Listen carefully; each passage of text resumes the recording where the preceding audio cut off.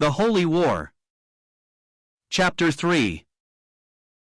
Contents: Information of the revolution carried to the court of King Shaddai, his great resentment of the rebellion, his gracious intention of restoring MANSOUL, some intimations of this published care of Diabolus to suppress them, his artifices to secure the town, and prevent its return to Shaddai.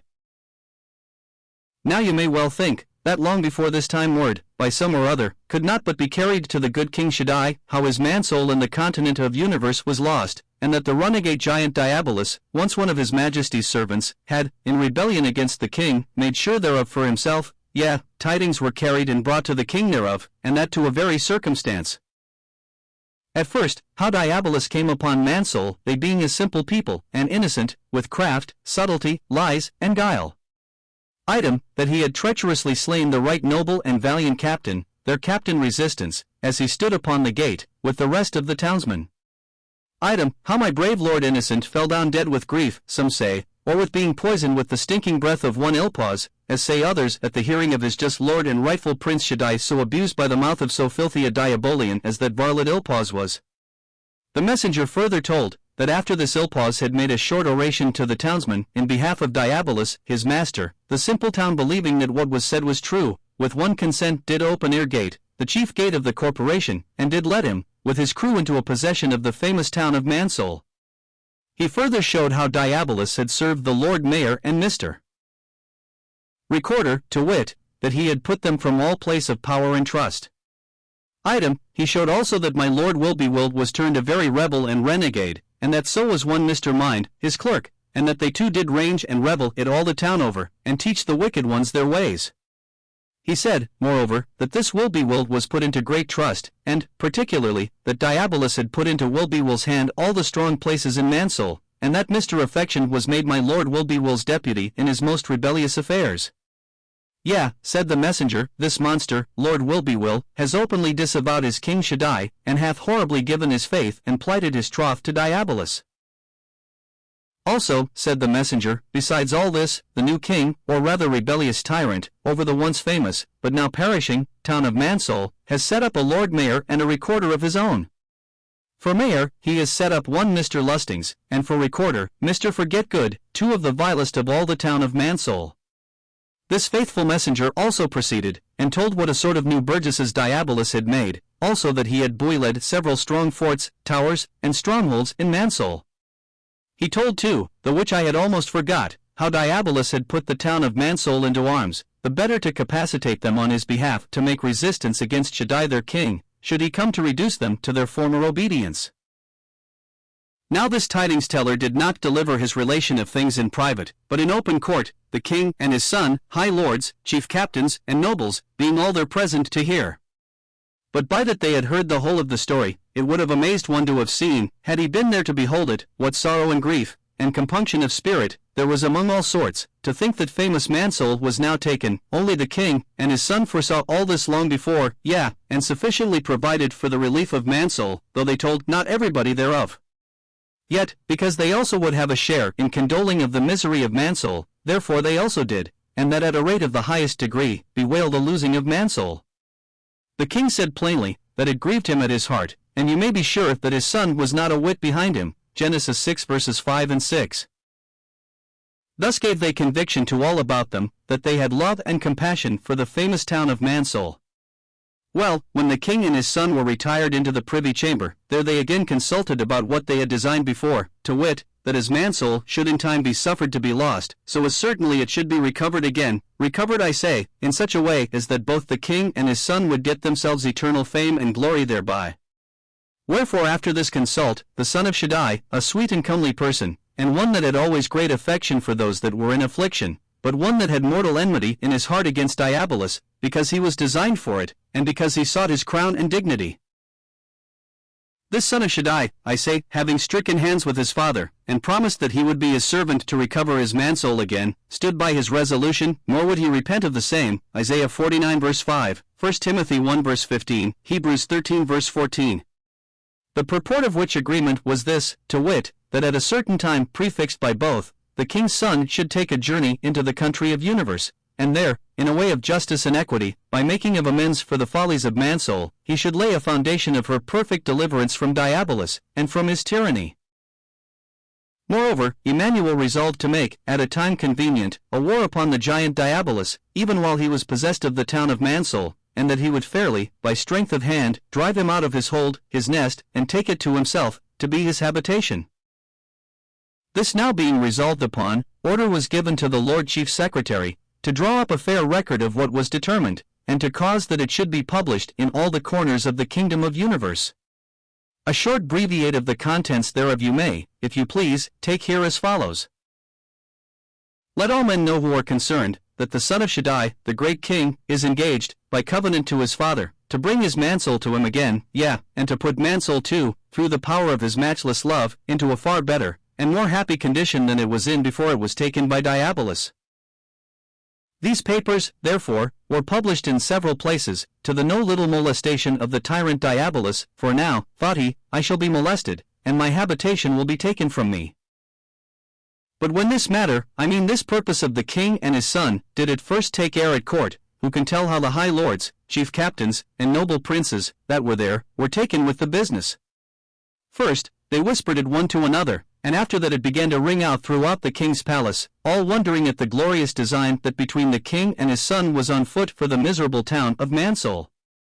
The courtiers could scarce do anything, either for the king or kingdom, but they would mix with the doing thereof a noise of the love of the king and his son, that they had for the town of MANSOUL.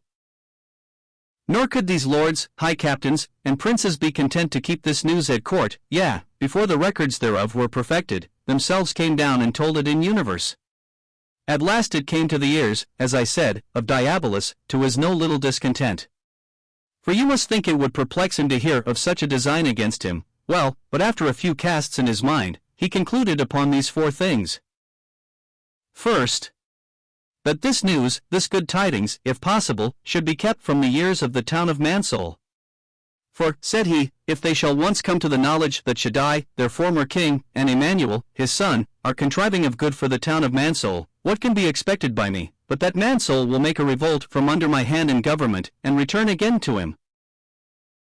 Now, to accomplish this his design, he renews his flattery with my Lord Will-be-will, and also gives him strict charge and command, that he should keep watch by day and by night at all the gates of the town, especially Ear gate and Eye gate.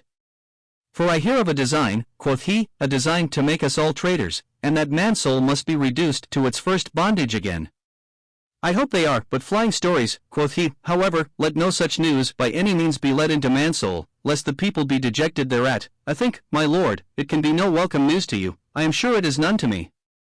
And I think that at this time it should be all our wisdom and care to nip the head of all such rumors as shall tend to trouble our people. Wherefore, I desire, my lord, that you will in this matter do as I say, let there be strong guards daily kept at every gate of the town. Stop also and examine from whence such come, that you perceive do from far come hither to trade, nor let them by any means be admitted into MANSOUL, unless you shall plainly perceive that they are favorers of our excellent government. I command, moreover, said Diabolus, that there be spies continually walking up and down the town of MANSOUL, and let them have power to suppress, and destroy, any that they shall perceive to be plotting against us, or that shall prate of what by Shaddai and Emmanuel is intended. This, therefore, was accordingly done. My Lord Will-be-will hearkened to his lord and master, went willingly after the commandment, and, with all the diligence he could, kept any that would from going out abroad, or that sought to bring this tidings to MANSOUL, from coming into the town. Secondly, this done, in the next place, Diabolus, that he might make MANSOUL as sure as he could, frames and imposes a new oath and horrible covenant upon the townsfolk, to wit, that they should never desert him, nor his government, nor yet betray him, nor seek to alter his laws, but that they should own, confess, stand by, and acknowledge him for their rightful king, in defiance to any that do, or hereafter shall, by any pretense, law, or title whatever, lay claim to the town of MANSOUL. Thinking belike that Shaddai had not power to absolve them from this covenant with death, and agreement with hell, Isaiah 28 verse 15. Nor did the silly MANSOUL stick or boggle at all at this most monstrous engagement, but, as if it had been a sprat in the mouth of a whale, they swallowed it without any chewing. Were they troubled at it? Nay, they rather bragged and boasted of their so brave fidelity to the tyrant, their pretended king, swearing that they would never be changelings, nor forsake their old lord for a new. Thus did Diabolus tie poor MANSOUL fast, but jealousy, that never thinks itself strong enough, put him, in the next place, upon another exploit, which was yet more, if possible, to debauch this town of MANSOUL. Wherefore he caused, by the hand of one Mr. Filth, an odious, nasty, lascivious piece of beastliness to be drawn up in writing, and to be set upon the castle gates, whereby he granted and gave license to all his true and trusty sons in MANSOUL, to do whatsoever their lustful appetites prompted them to do, and that no man was to let, hinder, or control them, upon pain of incurring the displeasure of their prince. Now this he did for these reasons. 1. That the town of MANSOUL might be yet made weaker and weaker, and so more unable, should tiding come that their redemption was designed, to believe, hope, or consent to the truth thereof. For reason says, the bigger the sinner, the less grounds of hopes of mercy. 2. The second reason was, if perhaps, Emmanuel, the son of SHADDAI their king, by seeing the horrible and profane doings of the town of MANSOUL, might repent, though entered into a covenant of redeeming them, of pursuing that covenant of their redemption, for he knew that SHADDAI was holy, and that his son Emmanuel was holy, he knew it by woeful experience. 4. For his iniquity and sin was diabolus cast from the highest orbs. Wherefore what more rational than for him to conclude, that thus for sin it might fare with MANSOUL? But fearing also lest this knot should break, he bethinks himself of another, to wit. 3. To endeavor to possess all hearts in the town of MANSOUL, that SHADDAI was raising of an army, to come to overthrow and utterly to destroy this town of MANSOUL, and this he did to forestall any tidings that might come to their ears of their deliverance. For, thought he, if I first bruit this, the tidings that shall come after, will all be swallowed up of this, for what else will MANSOUL say, when they shall hear that they must be delivered, but that the true meaning is, SHADDAI intends to destroy them, wherefore, he summons the whole town into the marketplace, and there, with deceitful tongue, thus he addresses himself unto them. Gentlemen, and my very good friends, you are all, as you know, my legal subjects, and men of the famous town of MANSOUL. You know how, from the first day that I have been with you until now, I have behaved myself among you, and what liberty and great privileges you have enjoyed under my government, I hope to your honor and mine, and also to your content and delight. Now, my famous MANSOUL, a noise of trouble there is abroad, of trouble to the town of MANSOUL, sorry I am thereof for your sakes. For I received, but now by the post from my lord Lucifer, and he useth to have good intelligence that your old king SHADDAI is raising of an army to come against you, to destroy your root and branch, and this, O MANSOUL, is now the cause that at this time I have called you together, namely, to advise what in this juncture is best to be done. For my part, I am but one, and can with ease shift for myself, did I list to seek my own ease, and to leave my MANSOUL in all the danger. But my heart is so firmly united to you, and so unwilling am I to leave you, that I am willing to stand and fall with you, to the utmost hazard that shall befall me. What say you, O my MANSOUL? Will you now desert your old friend, or do you think of standing by me? Then as one man, with one mouth, they cried out together, Let him die the death that will not. Then said Diabolus again, It is in vain for us to hope for quarter, for this king knows not how to show it. True, perhaps, he at his first sitting down before us will talk of, and pretend to, mercy, that thereby, with the more ease, and less trouble, he may again make himself the master of MANSOUL. Whatever therefore he shall say, believe not one syllable or tittle of it, for all such language is but to overcome us, and to make us, while we wallow in our blood, the trophies of his merciless victory. My mind is, therefore, that we resolve, to the last man, to resist him, and not to believe him upon any terms, for in at that door will come our danger. But shall we be flattered out of our lives? I hope you know more of the rudiments of politics than to suffer yourselves so pitifully to be served. But suppose he should, if he get us to yield, save some of our lives, or the lives of some of them that are underlings in MANSOUL, what help will that be to you that are the chief of the town, especially of you whom I have set up, and whose greatness has been procured by you through your faithful sticking to me? And suppose again, that he should give quarter to every one of you, be sure he will bring you into that bondage under which you were captivated before, or a worse, and then what good will your lives do you? Shall you with him live in pleasure as you do now?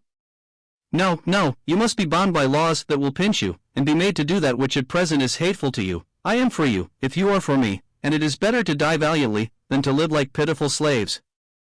But I say, the life of a slave will be counted a life too good for MANSOUL now. Blood, blood, nothing but blood is in every blast of SHADDAI's trumpet against poor MANSOUL now. Pray, be concerned, I hear he is coming up, and stand to your arms, that now while you have any leisure, I may learn you some feats of war. Armor for you I have, and by me it is, and it is sufficient for MANSOUL from top to toe, nor can you be hurt by what his force can do, if you shall keep it well girt and fastened about you. Come therefore to my castle, and welcome, and harness yourselves for the war. There is helmet, breastplate, sword, and shield, and what not, that will make you fight like men. 1. My helmet, otherwise called an headpiece, is hope of doing well at last, what lives soever you live. This is that which they had, who said, that they should have peace though they walked in the wickedness of their heart, to add drunkenness to thirst. Deuteronomy 29 verse 19. A piece of approved armor this is, and whoever has it and can hold it, so long no arrow, dart, sword, or shield can hurt him. This therefore, keep on, and thou wilt keep off many a blow, my mansoul. 2. My breastplate is a breastplate of iron, I had it forged in mine own country, and all my soldiers are armed therewith. In plain language it is a heart as hard as iron, and as much past feeling as a stone, the which if you get, and keep, neither mercy shall win you, nor judgment fright you. Revelation 9 verse 9. This, therefore, is a piece of armor most necessary for all to put on that hate SHADDAI, and that would fight against him under my banner. 3. My sword is a tongue that is set on fire of hell, Psalm 57 verse 4, and that can bend itself to speak evil of SHADDAI, his son, his ways, and people, Psalm 64 verse 3. Use this, it has been tried 1,000 times twice told, whoever hath it, keeps it, and makes that use of it as I would have him, can never be conquered by mine enemy, James 3 verses 3 to 5. For my shield is unbelief, or calling into question the truth of the word, or all the sayings that speak of the judgment that SHADDAI has appointed for wicked men. Use this shield, Job 15 verse 26. Many attempts he has made upon it, and sometimes, it is true, it has been bruised, Psalm 76 verse 3. But they that have rid of the wars of Emmanuel against my servants, have testified that he could do no mighty work there because of their unbelief, Mark 6 verses 5 and 6. Now, to handle this weapon of mine aright, it is not to believe things because they are true, of what sort or by whomsoever asserted. If he speak of judgment, care not for it. If he speak of mercy, care not for it. If he promise, if he swear that he would do to mansoul, if it turn, no hurt but good, regard not what is said, question the truth of all. For this is to wield the shield of unbelief aright, and as my servants ought and do, and he that doth otherwise loves me not, nor do I count him but an enemy to me. 5. Another part or piece, said Diabolus, of mine excellent armor is a dumb and prayerless spirit, a spirit that scorns to cry for mercy. Wherefore be you, my mansoul, sure that you make use of this. What? Cry for quarter, never do that if you would be mine. I know you are stout men, and am sure that I have clad you with that which is armor of proof. Wherefore, to cry to SHADDAI for mercy, let that be far from you. Besides all this, I have 'em all, firebrands, arrows and death, all good hand weapons, and such as will do execution. After he had thus furnished his men with armor and arms, he addressed himself to them in such like words as these. Remember, quoth he, that I am your rightful king, and that you have taken an oath, and entered into covenant to be true to me and my cause. I say, remember this, and show yourselves stout and valiant men of mansoul. Remember also the kindness that I have always showed to you, and that without your petitions, I have granted to you external things, wherefore the privileges, grants, immunities, profits, and honors wherewith I endowed you, do call for at your hands returns of loyalty, my lion-like men of mansoul, and when so fit a time to show it as when another shall seek to take my dominion over you, into their own hands? One word more, and I have done. Can we but stand, and overcome this one shock or brunt, I doubt not but in little time all the world will be ours, and when that day comes, my true hearts, I will make you kings, princes, and captains, and what brave days shall we have then? Diabolus having thus armed, and forearmed his servants and vassals in mansoul, against their good and lawful king SHADDAI, in the next place, he doubleth his guards at the gates of the town, and he takes himself to the castle, which was his stronghold. His vassals also, to show their wills, and supposed, but ignoble, gallantry, exercise themselves in their arms every day, and teach one another feats of war. They also defied their enemies, and sang up the praises of their tyrant. They threatened also what men they would be, if ever things should rise so high as a war between SHADDAI and their king.